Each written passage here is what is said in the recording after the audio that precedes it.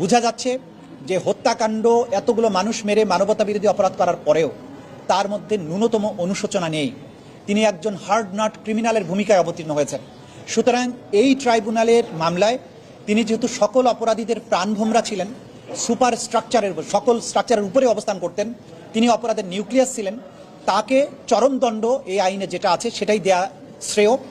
যেহেতু অন্তত যদি প্রত্যেকটি হত্যার দায়ে একবার করে মৃত্যুদণ্ড হয়, তাহলে 1400 মানুষকে হত্যার দায়ে অন্তত 1400 বার মৃত্যুদণ্ড হওয়া উচিত।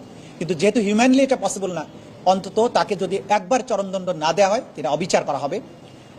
আইনে মিটিগেটিং ফ্যাক্টর বলে একটা কথা থাকে, যে তার কিছু কর্মকাণ্ড যদি এমন হয় যার প্রেক্ষিতে আদালত বিবেচনা করতে পারেন এই ভালো কাজগুলো তিনি করেছেন, তার শাস্তি কমানো যেতে পারে। কিন্তু শেখ হাসিনার ব্যাপারে আমরা দেখিয়েছি যে তার মিটিগেটিং কোনো ফ্যাক্টর নেই। প্রত্যেকটি ফ্যাক্টর হচ্ছে অ্যাগ্রেভেটিং ফ্যাক্টর।